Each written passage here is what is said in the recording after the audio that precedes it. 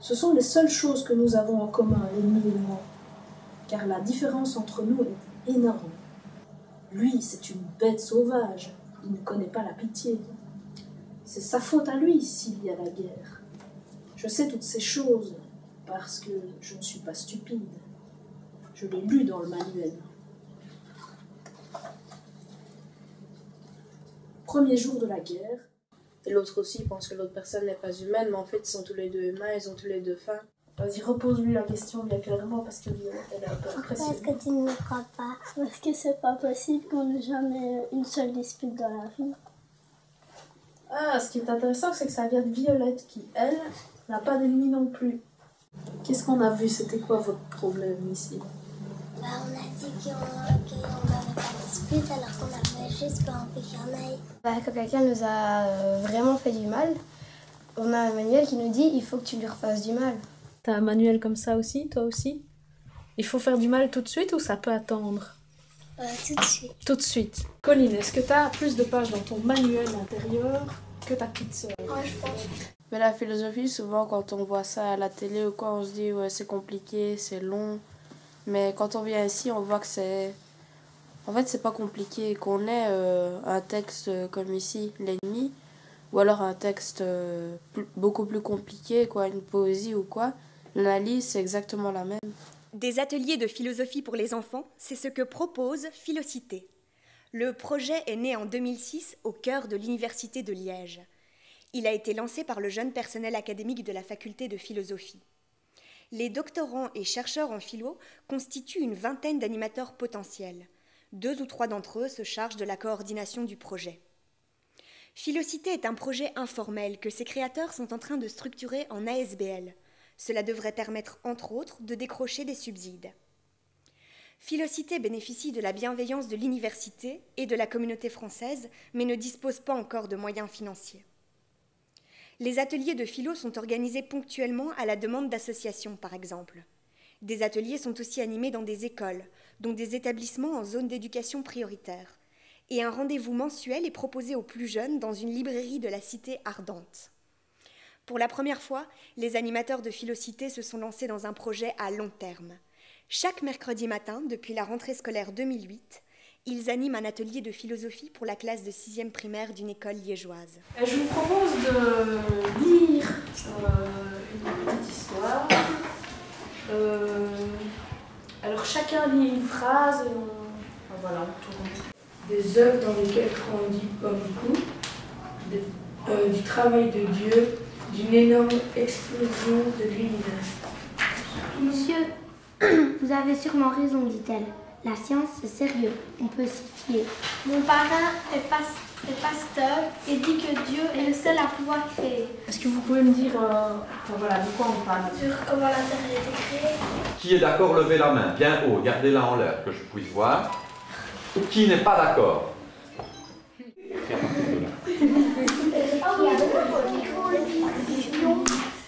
Tout le monde a compris maintenant? Oui? Comme je vous ai dit, si à un moment donné, il y en a un qui ne comprend pas, même s'il est tout seul, il doit le dire, ok? Je ne sais pas très bien expliquer. Mais il faut essayer. Ne tracasse pas, il n'y a pas de mauvaise explication. Essaye simplement. C'est une brique là, t'essayes de mettre une brique. Là, c'est comment est né l'univers. Et l'autre question, c'est d'où viennent les propositions. Donc là, tu te poses une question de comment se sont créées les propositions de la création du monde, et tandis que là, c'est comment s'est créé l'univers. Que toutes les religions ont une proposition à peu près pour la création du monde. Je ne sais pas si les scientifiques ont raison ou si c'est la religion qui a raison. Une éducation aux valeurs et à la réflexion. Pourquoi je fais ça? Pourquoi je choisis de ne pas faire ça? Ça, c'est finalement une des premières fois où on leur pose la question, réellement, quoi. Je trouve que ce qui est intéressant, c'est de voir que ça peut leur donner une clé dans leur devenir de petits citoyens, je veux dire. Qui pense que la vie des autres c'est important, levez la main. Réfléchissez, C'est bien. Qui pense que la vie des autres c'est pas important? Les filles sont un peu bêtes. Bon, est-ce que tu peux formuler une phrase qui soit bien claire, directement, qu'on sache ce que tu veux, ce que tu expliques? ce que tu voulais dire. Moi j'en ai une pour l'aider. Pour l'aider, allez, vas-y, propose. Les filles se mêlent que de ce qui les intéresse. Mais comment est-ce qu'on sait que quelque chose est important et pas important? Peut-être que c'est plus important pour les filles et moins important pour les garçons. Tu nous aussi, on se mêle de tout. Alors, les garçons Non, aussi les garçons se mêlent de se mêlent rien. de tout. On se Alors, mêle attendez. de ce qu'on veut se mêler. Bah, tu dis les filles et les garçons, c'est un peu pareil. C'est ça que tu dis. Qui pense que le débat qu'on a entre les filles et les garçons, c'est bien lié à cette question-là de ce qui est important. Alors, moi, je vais faire un tour de classe, d'accord? Et je vais vous demander de me dire une chose qui est importante pour vous. L'amitié. L'amitié. Le foot. Le foot. L'amitié. L'amitié. Tout ce que j'aime, ma famille. Maintenant, on va essayer de faire des groupes. L'amusement et le foot. Levez la main tous si vous êtes d'accord de les mettre ensemble. Alors, 1, 2, 3, 4. Je m'amuse bien avec les autres, j'ai pas besoin d'avoir quelqu'un, une fille qui vient et qui t'aide. J'ai plein de copains et voilà. Ok, donc tu as des copains, donc les filles, c'est pas important, c'est ça. Ok. Je me vois mal amoureux d'un garçon, quoi. Voilà, on n'est pas en guerre, on est en train de discuter, on essaie de se mettre d'accord et de se comprendre. Ça va? Encore une fois, l'homosexualité, c'est un avis et il n'y a personne qui peut avoir tout le temps le même avis. C'est difficile parfois d'exprimer ce qu'on ressent et que quelqu'un d'autre traduise ça avec ses mots. C'est chouette, quoi. Et ça leur permet, même s'il y a une grande tolérance, de se mettre un petit peu plus à la place des autres. Tu as l'impression d'avoir dit tout ce que tu avais à dire? À peu près, oui. Tout le monde a des avis différents. Mais oui, mais on aimerait bien avoir plus de temps pour finir la discussion. Et les filles, elles discutent encore? Oui. On fait que ça pendant la récré. Ah oui. Mais on n'a rien à faire d'autre. Ça, ils tapaient les garçons. Il y a certains exercices qui sont de type déconstructif et où alors on travaille le doute à l'extrême, etc.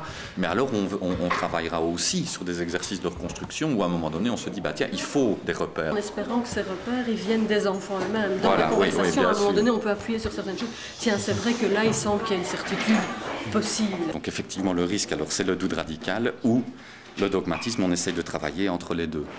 Ici, on travaille sur du long terme, ce qui nous permet, nous, de nous analyser et de voir, d'étudier les résultats qu'on a avec les groupes, sur quelle qualité on travaille, qu'est-ce qu'on a réussi à mettre en place avec les étudiants. On a de moins en moins de réponses stéréotypées, on a des attitudes plus respectueuses par rapport au groupe, des réponses qui sont plus critiques, plus nuancées, et voilà, donc des réponses aussi qui relèvent moins de l'habitude. On essaie de travailler une certaine forme d'autonomie. J'apprends à vivre dans un groupe où je peux écouter vraiment ce que l'autre dit, pas simplement être dans ma petite tête à moi, m'intéresser vraiment à ce que l'autre dit, essayer même de l'aider, parce qu'il y a parfois une vraie solidarité qui peut naître dans une animation. Donc il y a un aspect social qui est important. Peut-être qu'au début, il y a un soupçon. Pourquoi est-ce qu'on m'interroge sur ça, ces mots-là qui sont évidents pour tout le monde, sauf que toutes ces évidences, à chaque fois qu'on questionne un tout petit peu, on est un peu bête. Mais l'idéal, ce serait d'arriver à la fin d'une année où à une animation, on puisse inverser les rôles. Un enfant doit pouvoir aussi questionner un adulte qui dit quelque chose qui est évident, lui dire t'es sûr que c'est évident? Pourquoi c'est évident? Et on verra bien que l'adulte aussi, il est embêté. Et ça, je trouve que ça crée de l'égalité où il n'y en avait pas au départ. En fait, on n'est pas sûr de qui a créé le monde. Ou de quoi. Mais seulement, il n'y a personne qui sait les questions, enfin, qui sait la réponse de ça.